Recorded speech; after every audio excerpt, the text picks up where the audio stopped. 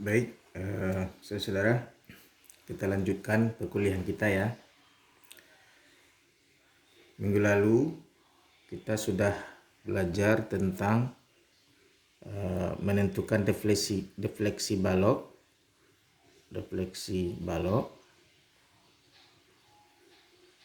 dengan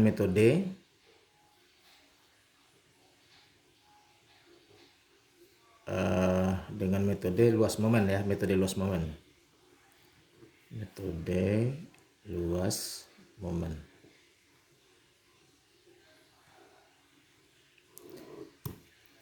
Nah, sekarang kita akan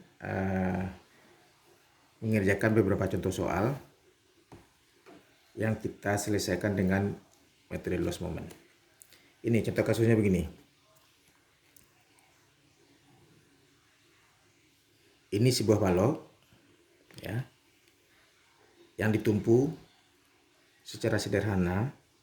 Di sebelah kiri ada tumpuan A, di sebelah kanan ada tumpuan B. Tumpuan A adalah ini disebut pin ya, tumpuan pin. Ini adalah tumpuan roller. Jadi tumpuan roller bebas bergerak secara horizontal. Nah, misalkan di tengahnya ada gaya P. Jadi ini panjangnya L, maka ini adalah di tengahnya, ini adalah L/2. Sedangkan balok memiliki sifat elastisitas E, kemudian penampangnya I. Nah, sekarang kita akan menentukan berapa defleksi di titik, katakan ini titik C. Ya. Nah, tentu kita gambarkan ya.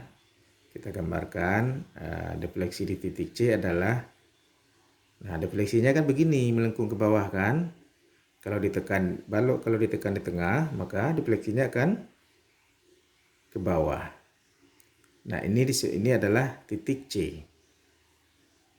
Nah, ini yang kita hitung adalah defleksi di titik C. Simbolnya kita simbolkan dengan delta C. Ya, ini adalah titik A, ini adalah titik B.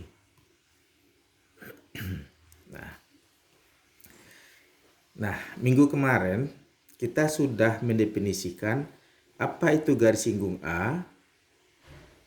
Ini adalah garis singgung A. Ya, sedangkan ini adalah garis singgung B. Sedangkan garis singgung C adalah horizontal. Nah, gitu kan. Kemarin saya sudah mendefinisikan apa yang disebut dengan garis singgung. Garis singgung itu adalah garis yang tepat menyinggung. Nah, ini saya umpamakan ini sebuah lingkaran ya, ada tutup. Kebetulan di rumah di samping saya ada tutup toples nih ya, tutup ini. Nah, ini garis singgungnya adalah searah pena, searah pulpen. Tepat menyinggung. Ini disebut dengan garis singgung. Nah, kalau kurva seperti ini, garis singgungnya adalah begini. Di titik C garis singgungnya horizontal. Di titik B garis singgungnya begini. Oke, kemarin ini sudah kita sampaikan. Saya sudah anggap ini sudah paham. Baik. Nah, kita akan menentukan defleksi di titik C. Ya, kita simbolkan dengan delta C. Nah, tapi yang kita tahu adalah kita bisa menghitung ini. TC per A. Ya. TC per A. Apa itu TC per A? Kemarin TC per A adalah jarak dari titik C ke garis singgung A. Nah, satu lagi. Ini misalnya titik B di sini. Jarak dari titik B ke garis singgung A disebut dengan TB per A. Jadi B-nya kita tulis dulu karena B-nya yang akan kita tinjau terhadap garis singgung A. Itu ya. Nah, per definisi kemarin TC per A adalah luas diagram momen. Luas diagram momen kita simbolkan dengan A besar ya, luas ya. Luas diagram momen antara C sampai A per EI kali jarak X bar C. Nah, ini nanti saya jelaskan apa itu X bar C. Nanti saya jelaskan.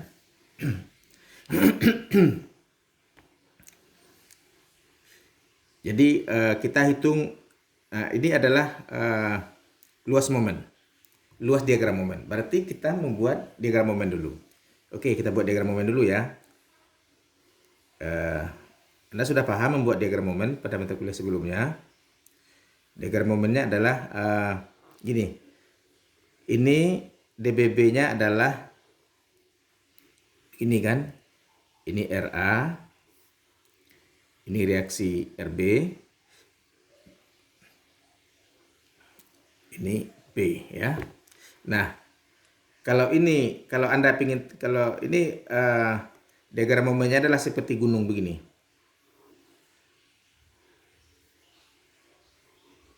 Begini. Ya.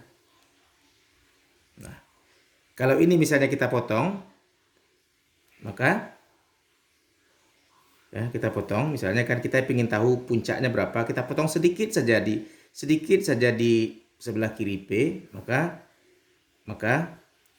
potongannya begini. Ini adalah RA ya. Nah, harus diseimbangkan oleh momen di sini. Ya. Nah, supaya seimbang momen di sini, apa aja yang bekerja? RA kali L per 2, kalau kita potong katakan sedikit saja di sebelah kiri P, berarti masih kita anggap L per 2. Jadi ini masih kita anggap L per 2. Jadi momen ke searah jarum jam harus sama dengan momen MX harus sama dengan RA kali L per 2. RA kali L per 2 harus sama dengan MX. Berarti ini adalah momen di sini puncaknya adalah RA kali L per 2. RA itu apa? RA itu adalah P per 2 kan? P per 2. Adalah ini P per 2. Ini dibagi 2. Ini adalah P per 2. Sama dengan P per 2 sama dengan P per 2. Jadi MX sama dengan P per 2 dikali L per 2 sama dengan P per 4. Nah, ini adalah P per 4. Ya, ini adalah P per puncaknya adalah momen maksimumnya adalah P per 4. Nah, sekarang kita lanjutkan.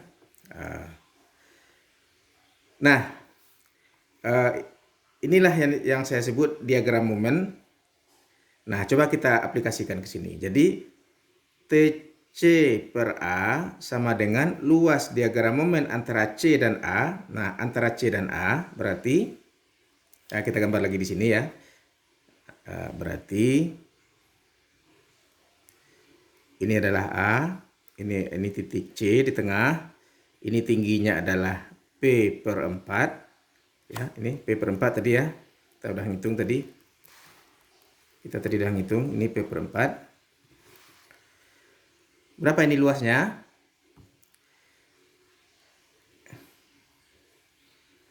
Dikali, nah yang dimaksud dengan X bar adalah, coba perhatikan benar, ini bentuknya segitiga. Segitiga itu pusat masanya di sini. Pusat massa itu adalah titik beratnya, sentroidnya, center gravity-nya. Ya, center gravity-nya. Ya. bahwa segitiga itu Anda cari di buku-buku teks standar banyak, bahwa untuk segitiga X bar itu adalah sama dengan sepertiga, ya, sepertiga dari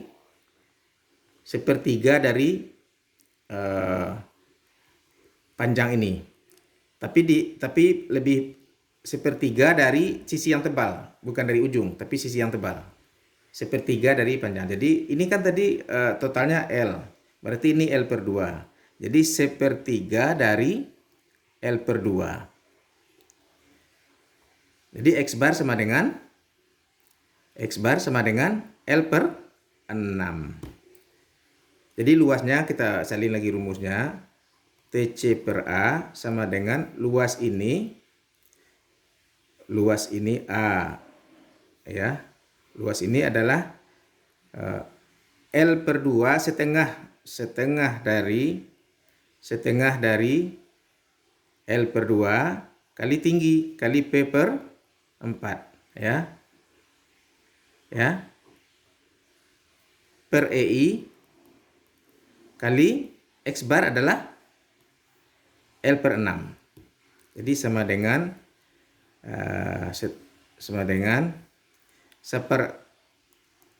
2 kali 2, 4 kali 4, 16.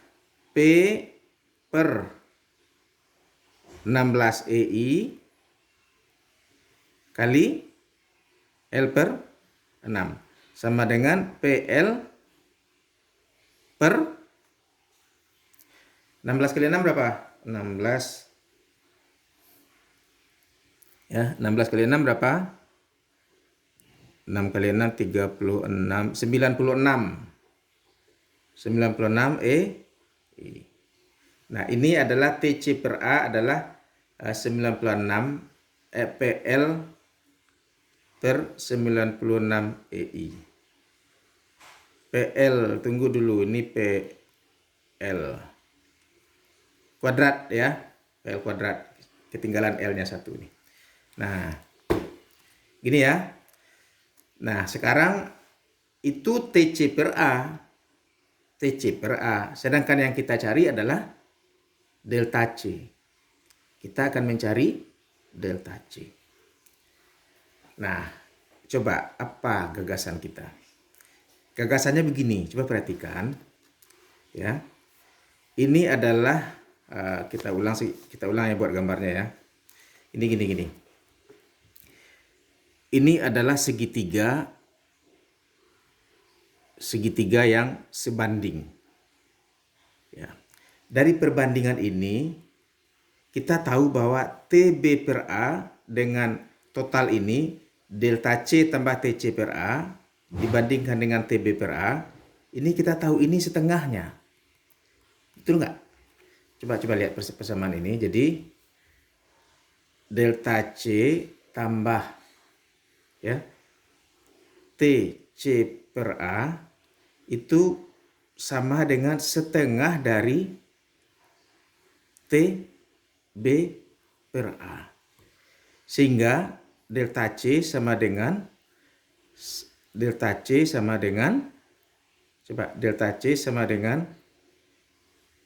setengah ya, setengah TB per A dikurang TC per A. Paham nggak? Jadi delta C ini sama dengan setengah ini, total ini dikurang TC per A. Nah, berarti sekarang ini kita dengan cara yang sama kita akan menghitung TB per A. Oke, kita pindah ke lembar berikut ya. Ini kita taruh di sini dulu. Kita pindah ke lembar berikut. Gini. Nah, sekarang kita akan menghitung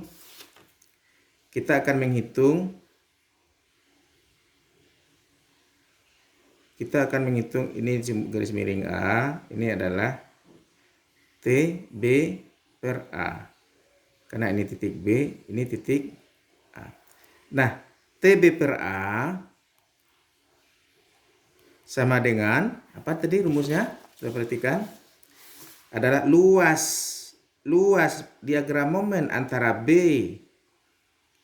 sampai A per EI ya kali X bar dihitung dari B. Jadi diagram momen tadi kan begini. Diagram momennya tadi kan kayak gunung. Ini kan, ya, diagram momennya begini. Ini tadi panjangnya berapa? Ini P per 4 ya. Puncaknya adalah P per 4 ya. Puncaknya P per 4. Ini panjangnya L. Maka X barnya adalah kita akan hitung dari B. X bar adalah jarak dari titik B terhadap sentroidnya, titik tengahnya. Nah, kalau gunung seperti ini, tengahnya pasti di L per 2. Jadi X barnya adalah, X bar B-nya adalah L per 2. Jadi sama dengan, berarti kita turunkan rumusnya ya. TB per A sama dengan, luas ini berapa? Setengah alas, setengah L kali tinggi, kali P per 4, per EI, kali X bar. X barnya adalah L per 2. L per 2. Jadi sama dengan, berapa ini? PL per 8, PL per 8 EI, kali L per 2 sama dengan PL kuadrat per 16 EI. Nah, itu. Nah, kita masuk ke rumus ini ya. Jadi coba TB per A sama dengan PL kuadrat per 16 EI. Jadi setengah. Jadi defleksi titik C adalah, coba lihat ini ya, setengah dari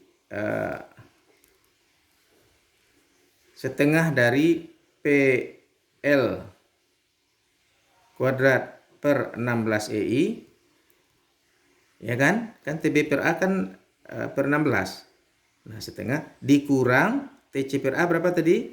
TC per A adalah PL kuadrat per 96 EI. Oke, jadi ini udah gampang. Sama dengan ini PL kuadrat per, karena ini setengah, per 32 EI. Setengah per 2-nya di bawah dong. Nah, biar bagus ya, 1/2 gitu ya. PL kuadrat per 32 EI dikurang PL kuadrat per 96 EI. Ya. Tunggu. Nah, gini. Tuh. Ini gimana ini? Ini kita samakan penyebutnya, ini 3 kali ya. 3 kali 32, 9. Iya, 3. Jadi sama-sama kita kali 3, ini kita kali 3. Jadi sama dengan 3 PL kuadrat per 96 EI. Ya, kita samakan penyebutnya dikurang PL kuadrat per 96 EI. Ya. Nah, kita pindah ke halaman berikutnya.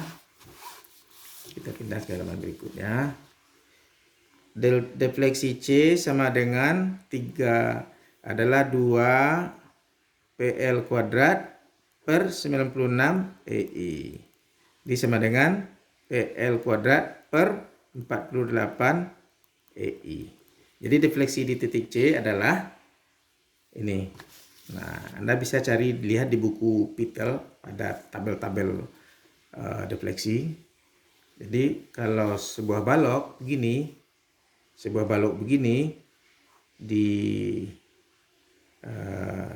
diaplikasikan gaya di tengahnya, gaya P, maka defleksi di tengahnya adalah sama dengan defleksi C adalah ini, P PL pangkat 3, sorry ini yang ketiganya. Ya. Ya.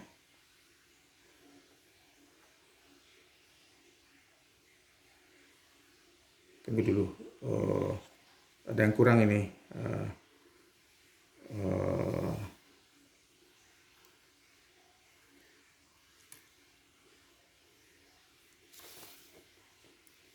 Ya, ada yang kurang ini. L-nya pangkat 3 ya. Kalau defleksi itu L-nya pangkat 3. Ya, ini L-nya